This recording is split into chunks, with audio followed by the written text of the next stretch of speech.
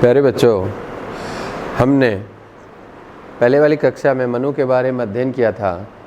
इस कक्षा में हम दूसरा जो टॉपिक है हमारा कौटिल्य, उसके बारे में अध्ययन करेंगे।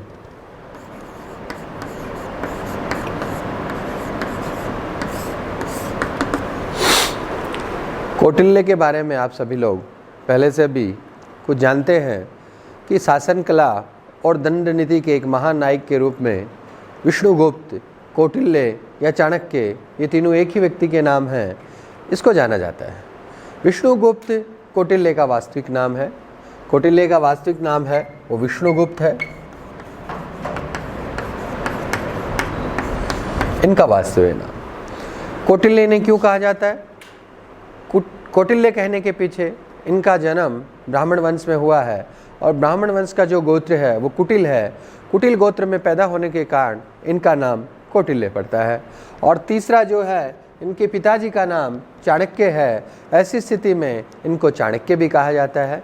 तो कौटिल्य, विष्णुगुप्त, चाणक्य तीनों एक ही व्यक्ति के नाम हैं, जो भारतीय शासन व कला के दक्ष व निपुण राजनीतिक थिंकर, राजनीतिक दर्शन के पितामह के रूप में जाना जाता है। जिसे हम ये कहें कि अर्नेस्ट बारकर ने कहा था कि भारतीय जो राजनीतिक दर्शन है, भारतीय जो समाज है, वो दर्शन के रूप में मरुभूमि है।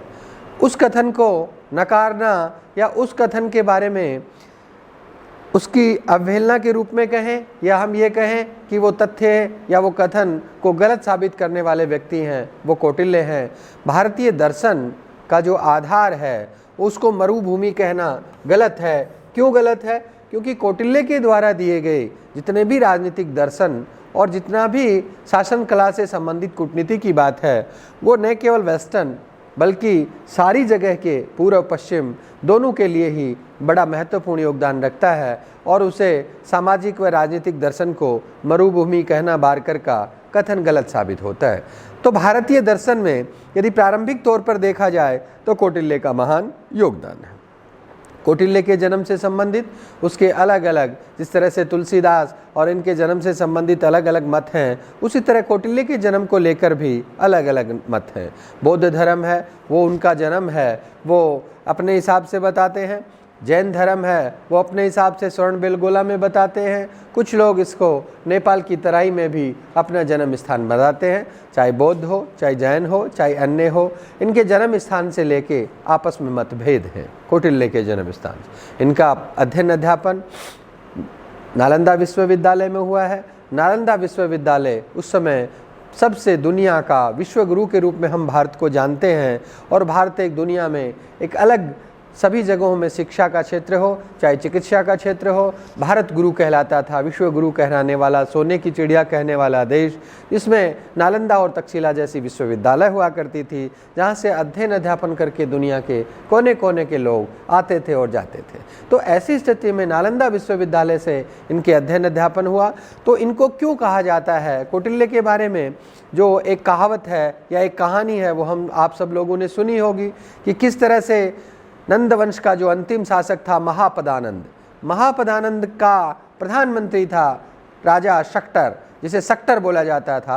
तो सक्टर जो प्रधानमंत्री के रूप में काम करते थे, उनकी महापदानंद से विरोधाभास था, अर्थात वो एक दूसरे से अपने अच्छे विचार नहीं रखते थे।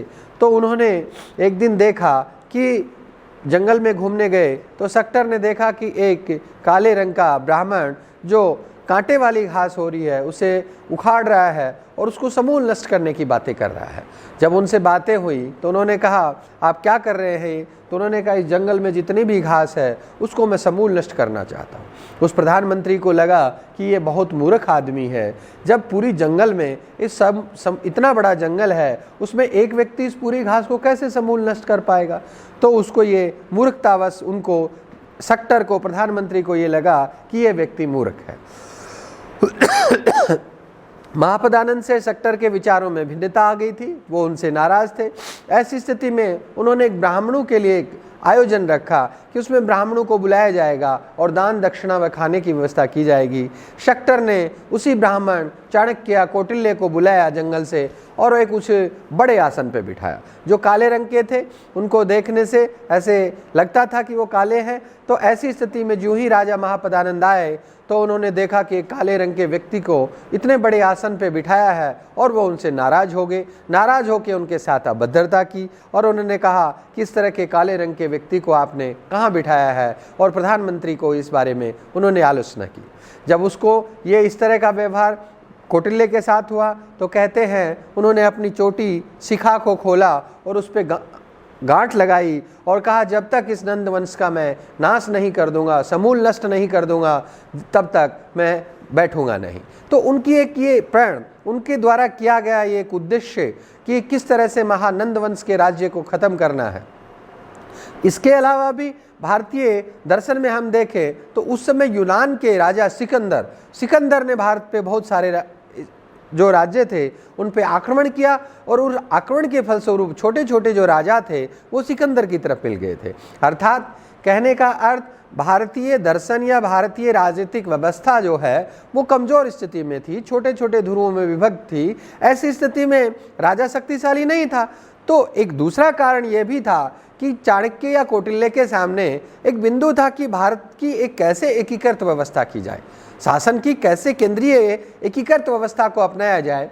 उसी के फलस्वरूप जब उन्होंने देखा कि सभी राज्यों को एक करके या एक अपने शिष्य के रूप में चंद्रगुप्त मौर्य को उन्होंने शिक्षा दीक्षा दी और चंद्रगुप्त मौर्य की शिक्षा दीक्षा के आधार पर उन्होंने पूरे भारत को एकीकृत करने की जो कला या शासन की कला या राजनीति जो चंद्रगुप्त मौर्य को कौटिल्य ने सिखाई, और उसी के फलस्वरूप महापदानंद नंद वंश का जो राजा या नंद वंश का जो अंतिम राजा है उसको अपदस्थ किया गया, गद्दी से उतारा गया, और खुद मौर्य साम्राज्य का बड़ा सा भाग है उसको एकीकृत रूप से राजा के रूप में या शासन के रूप में संचालित किया जाने लगा, जिसके मंत्री के रूप में चाणक्य या यूँ कहे कि सर्वे सर्वा कौटिल्य या चाणक्य को ही नियुक्त किया गया। लेकिन जैसे विशाखादत्त ने अपनी किताब मुद्रा राक्षस में लिखा है कि मैंने एक ऐसे ब्राह्मण की कुटिया को देखा जिसमें ऊपर उपले हैं, वो सूखे हुए हैं, बाहर है छात्रों के द्वारा लेकर आई हुई लकड़ियां सूख रही हैं और उन लकड़ियों के दबाव के कारण छप्पर है वो नीचे की तरफ दब रहा है, उसकी दीवार है वो जीर्ण शीर्ण अवस्था में दिखाई दे रही है। अर्थात इस तरह का वर्णन करना क्या बात साबित करता है?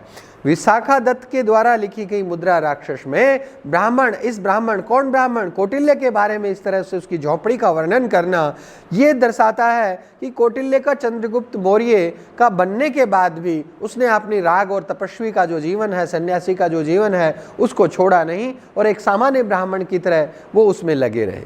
तो ये उनकी महानता है। और शासन कला से संबंधित जुड़ी जितनी भी चीज़ें हैं, जितनी भी बातें हैं, उनका अध्ययन हम एक एक कर करेंगे।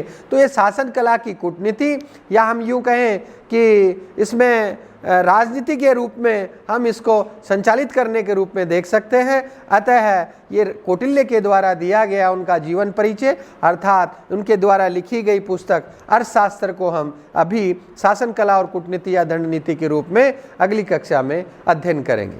Thank you.